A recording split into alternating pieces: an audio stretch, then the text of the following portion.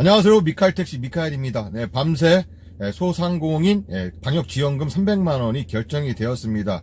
아주 빠르게 결정이 되었고요. 정부에서 300만원을 제시를 했고, 그다음에 민주당에서는 500만원을 제시했고, 그다음에 국민의힘에서는 1000만원을 제시를 했습니다. 이견이 좁혀지지 않았죠. 이견이 좁혀지지 않는 가운데 아주 급하게 민주당 국회의원들 모여서요, 300만원 지원금 결정을 확정 지었습니다. 이 날치기 통과가 되었는데요. 민주당은 19일 오전 2시 8분에 단독으로 예결위 전체 회의를 열고 자영업자 소상공인 320만 명에게 방역지원금을 300만원씩 지급하는 내용을 골자로 하는 14조 원의 규모의 정부 추경안을 처리했다. 민주당은 전날 오후 4시부터 예결위에서 농성을 진행하다 차수 변경으로 이날 0시에 회의가 자동으로 산회되자 0시 1분에 예결위 전체 회의를 재소집했다. 이에 앞서 민주당은 20일 오후 2시에 예결위 전체 회의를 소집한 바 있으며 애초에는 이날 단독 의결을 추진할 것이라는 전망이 많았다. 새벽 이종배 위원장을 비롯해 국민의힘 소속 의원들이 예결위원장을 비운 상태에서 단독으로 의결 정족수를 채우자 의결 절차에 들어간 것으로 알려졌다. 현재 예결위원 50명 중 민주당이 소속이 30명이다. 민주당은 국회법 50조에 따라 이 위원장의 의사 진행을 거부한 것으로 보고 단독 처리를 했다. 그러니까는 아주 그냥 날치기 통과의 대표적인 사례죠. 그동안 우리나라에서는요, 날치기 통과가 엄청나게 많았습니다. 날치기 통과가 많은데 유독 이번 정부에서는 날치기 통과가 유독 많았어요. 예를 들어서요, 공수처법 개정안, 국회 법사위 날치기 통과했죠. 공수처법도 날치기 통과가 되었습니다. 또한 60분 만에 임대차 3법 등 부동산법 날치기 통과가 되었습니다. 1인 1가구 주택이죠. 이것도 다 포함되어 있어갖고 임대차 3법 등 부동산법이 하여튼 날치기 통과를 했고요. 패스트트랙 3법 모두 날치기 통과, 검경 수사권 조정 법안까지 밀어붙이기. 지금 이번 정부에 들어와서 이런 날치기 통과가 너무나도 많아졌습니다. 정족수가 어마어마하게 많은 이번에 정부에서 날치기 통과는 아주 그렇게 어려운 일이 아닙니다. 무지하게 쉬운 일이었죠. 일단은 뭐 민주당에서는 300만 원을 지급을 하고 나중에 좀 더 대선이 끝나온 후에 더 지불하는 것으로 좀 논의를 했었는데 그것마저도 묵살되었습니다. 일단 대통령이 이거죠. 그런데 말입니다. 지금 뭐 이런 날치기 통과 뭐 여러 가지 이런 문제점들이 많다고 생각이 되지만 일단은 우리 택시인들이, 특히 개인 택시 사장님들이 원하는 금액은 이런 방역 지원금을 많이 받는 게 그나마 좀 많이 받을 수 있다는 거. 일단 300만 원은 확정이 된 상태였고 얼마를 더 많이 받느냐, 이것이 가장 중요한 문제의 관건이었는데 일단은 그것은 다 물 건너간 상태고요. 일단 300만 원만 결정이 난 상태입니다. 그나마 조금 뭐랄까요, 법인 택시 기사라든가 다른 프리랜서, 이런 기사, 다른 직종군, 특수군종에 속하신 분들은 그나마 조금 더 이 날치기 통과 때문에 좀 더 이득을 보지 않나, 그런 생각이 듭니다. 방역지원금 300만 원 외에 특수형태 근로종사자와 프리랜서, 요양보호사, 법인택시 종사자 등 약 140만 명에게 100만 원 안팎의 코로나 지원금을 지급하는 내용. 그러니까는 100만 원, 최고 100만 원. 제가 볼 때는 한 80에서 한 100만 원 정도의 지원금이 우리 법인택시 기사님들에게 지급이 되지 않을까, 그렇게 생각이 됩니다. 그래서 법인택시 기사는 약 80에서 100만 원이고요. 개인택시 사장님들은 300만 원을 받게 되는 거죠. 그런데 말입니다. 지금 우리 택시들에게 가장 중요한 건이 뭡니까? 중요한 건은 법인택시 우리들은 준공영제가 가장 절실하고요. 왜냐하면 산학금이라든가 완전 월급제라든가 이런 것들이 준공영제가 아니면 사실상 어렵습니다. 사실상 어렵고 법인택시 회사에게만 이런 손실을 강요하는 그런 형태가 될 수밖에 없어요. 그렇기 때문에 준공영제가 되어야 합니다. 그래야 법인택시 회사도 살고 택시 기사들도, 우리 기사들도 살 수밖에 없는 거고요. 그 다음에 택배라든가 배달 이쪽으로 많이 나갔던 그런 분들도 다시 유입할 수 있는 그런 계기가 되죠.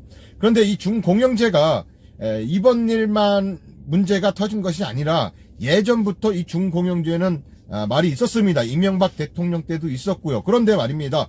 문재인 대통령이 지금 현재 문재인 대통령이 후보 시절에도 이 중공영제를 공약으로 내세웠었습니다.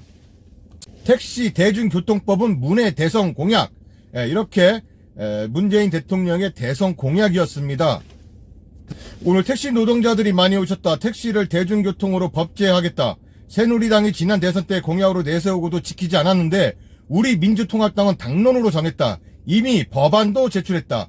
이번 국회에서 통과되지 않으면 제가 대통령이 돼서 책임지겠다. 이렇게까지 책임을 지겠다고 공약을 했습니다. 문재인 대통령이. 말씀하신 대로 택시를 대중교통 수단으로 인정하겠다. 그러면 대중교통에 대해서는 정부가 여러 지원을 할 수 있다. 지원의 혜택을 받도록 하고 LPG 가격이 너무 부담이 되는 부분에 대해 LPG 요금에 대한 지원을 하든지 소비세를 감면하든지 부담을 덜어드리도록 노력하겠다라고 했지만 지금 LPG 요금이 치솟고 거기에 대한 부담금이 개인 택시 사장님들에게 엄청나게 큰 부담입니다. 그런데도 불구하고 지금 지켜진 것은 아무것도 없어요. 그 해결을 위해서 민주통합당이 이석현 의원을 비롯한 많은 의원들이 택시 운전하는 분들이 도울 수 있는 법안을 제출해놓고 있다. 이번 정기국회에서 이 법들이 통과될 수 있도록 최선을 다하겠다. 정권 교체가 되면 제가 여러분의 어려운 사정들 저희 책임하에 해결하도록 노력하겠다라고 이렇게 말을 했습니다. 지켜지지가 않았습니다. 이명박 대통령 때도 지켜지지가 않았습니다. 그때 당시에는 버스 노조에서 버스협회에서 이 버스 단체에서 엄청나게 중공영제를 반대했죠. 버스 파업까지 일어났습니다. 전국적으로 택시 중공영제에 반대하는 이 버스 파업으로 이뤄지고 거기다가 우리 택시들도 맞불 작전으로 또 파업을 했습니다. 그런데 말입니다. 이 시민들이 버스 파업했을 때는 엄청나게 공분을 샀죠. 그리고 너무 힘들어 했어요. 그런데 우리 택시가 하는 파업에는 엄청나게 박수를 쳤습니다. 제발 파업해라. 니들 파업 평생 해라. 계속 쭉 파업해라. 니들이 파업하니까 도로가 안전해서 좋다. 이런 식으로 택시인들에게 조금도 힘을 실어주지 않았습니다. 그래서 결국은 이명박 대통령 때 그 대선 공약은 이루어지지 않았습니다. 그런데 갑자기 또 문재인 대통령이 후보 시절에 대통령 공약으로 또 다시 또 중공영제를 또 나오고 또 내세웠는데 이것조차도 지켜지지 않았습니다. 국회에서 통과하지 않으면 내가 대통령이 되어서 확실하게 처리하겠다라고 했지만 그것도 흐지부지 물 건너갔습니다. 저는 사람이 먼저인 세상을 만들고자 한다. 우리 사회가 가진 자와 사회에서 함께 사는 사회로 바뀌어야 한다. 사람이 먼저인 사회, 노동이 존중받는 사회가 될 수 있다. 이건 문재인 대통령의 슬로건이었죠. 사람이 먼저다. 항상 이게 얼마나 저거 했으면은 개그 콘서트라든가 이런 개그 소재로도 많이 사용했습니다. 사람이 먼저다. 그런데 지금 사람이 먼저가 아닙니다. 지금 사람이 먼저가 아니고 있는 자들이 먼저인 그런 세상이 되어버렸습니다. 특히 이런 카카오에 집중적이고 카카오를 밀어주고 이런 플랫폼 택시를 밀어주고 하는 것은 우리 택시기사를 더더욱 힘들게 만들었습니다. 우리 택시기사들이 택시가 좀 더 발전할 수 있는 그런 계기가 된 게 아니라 오히려 더 힘들어진 그런 세상이 되어버렸죠. 자, 지금 대통령 후보 이재명 후보가 있고요. 그 다음에 국민의힘 윤석열 후보가 있습니다. 어느 분이 또 대통령이 이분들도 두 분이 다 전부 다 택시에 대한 공약을 내밀고 나왔는데요. 또 그 둘 중에 어느 분이 또 대통령이 된다 하더라도 또 이 공약이 지켜질지가 과연 의심스럽습니다. 택시는 언제까지나 여러분의 봉이어야 됩니까? 이번에 어떤 분이 대통령이 되더라도요. 이 택시에 관련된 이런 공약은 꼭 좀 지켜줘야졌으면 좋겠습니다. 사람이 먼저입니다. 노동이 존중받는 그런 사회가 되어야 됩니다.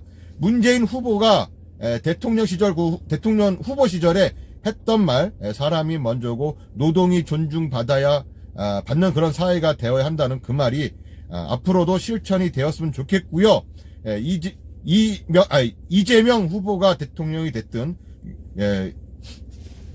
윤석열 후보가 대통령이 되었든 간에 우리 택시인들이 고통받지 않도록 좀 더 나은 삶을 살 수 있도록 뭐 택시 준공영제라든가 아니면 택시 요금 자율화라든가 이런 문제들이 제발 공약이 실천이 돼서 좀 더 나은 그런 택시 삶이 돼서 또한 법인 택시들도 떠나가지 않고 오히려 택시 정말 할만한 직업이다 라고 하면서 젊은 인재들까지 투입이 될 수 있는 그런 세상을 바라봅니다.